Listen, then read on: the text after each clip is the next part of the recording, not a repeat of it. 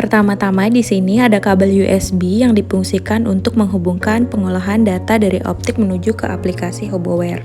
Semua data yang akan diolah akan dihasilkan dari logger, di mana coupler ini berfungsi sebagai penghubung antara data logger dengan optik.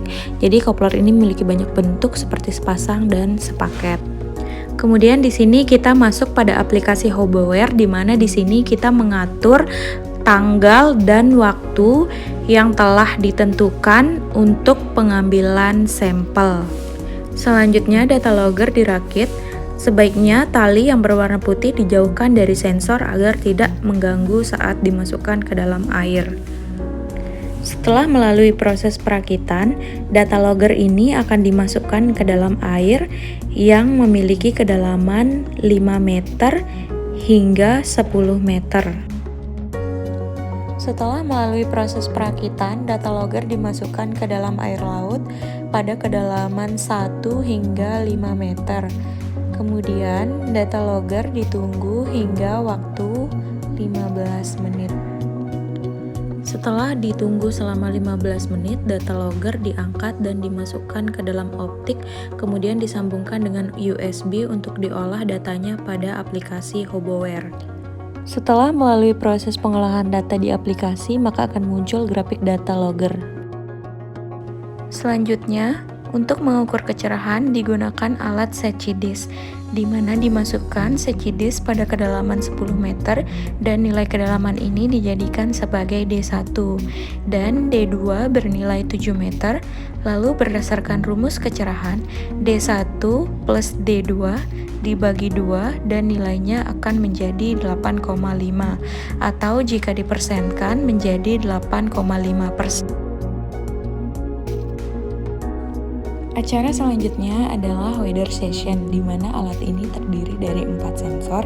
Yang pertama yaitu kecepatan angin, kedua arah angin, ketiga temperatur, dan terakhir curah hujan. Selanjutnya data diolah di weather station, di mana weather station sendiri terdiri atas receiver penerima sinyal data yang dapat disambungkan ke laptop menggunakan kabel USB dan di transmitter unit dan sensornya yang sudah dipasang pada tripod.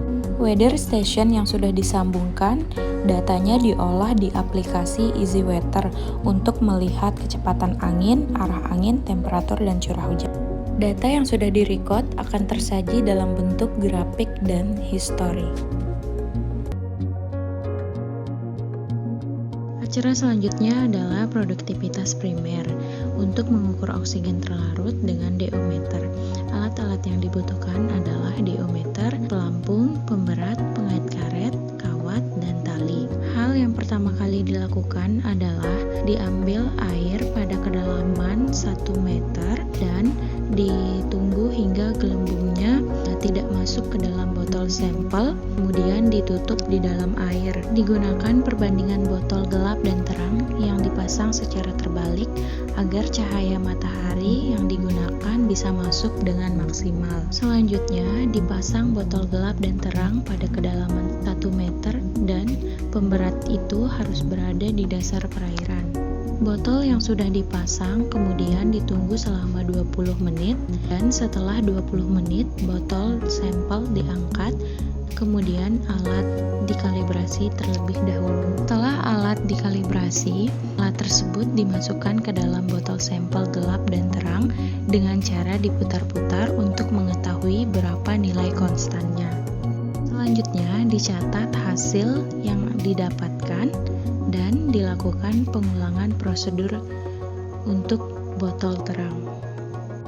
Berdasarkan hasil pengukuran kadar oksigen terlarut, didapatkan nilai pada botol awal sebesar 0,5,7, botol gelap sebesar 0,6,8, dan botol terang sebesar 0,7,4. Berdasarkan hasil pengukuran kadar oksigen terlarut, maka dapat dihitung laju respirasi, di mana untuk nilai laju respirasi yang ditemukan sendiri pada oksigen botol awal dikurangi dengan kadar oksigen botol gelap, sehingga didapatkan nilai minus 1,1 mg per O2 liter. Untuk Untuk nilai ketetapan GPP di mana kadar oksigen botol terang dikurangi dengan kadar oksigen botol gelap sehingga didapatkan nilai 1 mg per U2L. Untuk nilai bersih NPP di mana kadar oksigen botol terang dikurangi dengan kadar oksigen botol awal sehingga didapatkan nilai perhitungan sejumlah 1,7 mg per U2L. Acara selanjutnya adalah acara pengukuran arus, di mana di sini digunakan alat yang terdiri dari 4 komponen, yaitu tali, pemberat, baling-baling, dan bola arus. Fungsi baling-baling sendiri adalah mengikuti arah arus di mana letak bola yang sudah dilepas. Langkah selanjutnya adalah HP disetting pada aplikasi Locus Map dengan tujuan untuk menghitung data arus pada laut. Kemudian dimasukkan HP ke dalam bola dan pemberat dilepas pada titik yang telah ditentukan dan didiamkan selama 20 menit. Bola diangkat dan data dapat disimpan dalam format CSV dan KML. Acara hand refractometer diawali dengan pengenalan alat, di mana hand refractometer ini memiliki prisma kaca, katup, obeng kalibrasi, dan lap. Teropong digunakan untuk melihat salinitas dan sebelum digunakan hand refractometer dikalibrasi. Proses pengambilan sampel dilakukan pada 3 titik dengan masing-masing pengulangan 3 kali dan titik pertama yaitu pesisir. Setelah air sampel diambil, kemudian air sampel diteteskan di atas prisma kaca hand refracto dan dilihat angka salinitasnya. Setelah melalui proses pengulangan sebanyak 3 kali, ditemukan angka salinitas pada titik 1 sebesar 35 ppm. Selanjutnya kita beralih untuk pengambilan sampel air pada titik kedua yang ada di tengah menggunakan water sampler. Pada titik ini dilakukan 3 letak pengambilan sampel, yang pertama permukaan, tengah, dan dasar. Water sampler ini sendiri terdiri dari 2 katup kiri kanan dan 1 alat pemberat. Pada saat water sampler dijatuhkan ke atas permukaan air, ditunggu hingga gelembungnya hilang, kemudian alat berat tersebut dapat dijatuhkan. Kemudian water sampler diangkat dan dimasukkan air sampel ke dalam botol sampel, kemudian diteteskan sebanyak 1 tetes di atas kaca prisma, kemudian dilihat angka salinitasnya.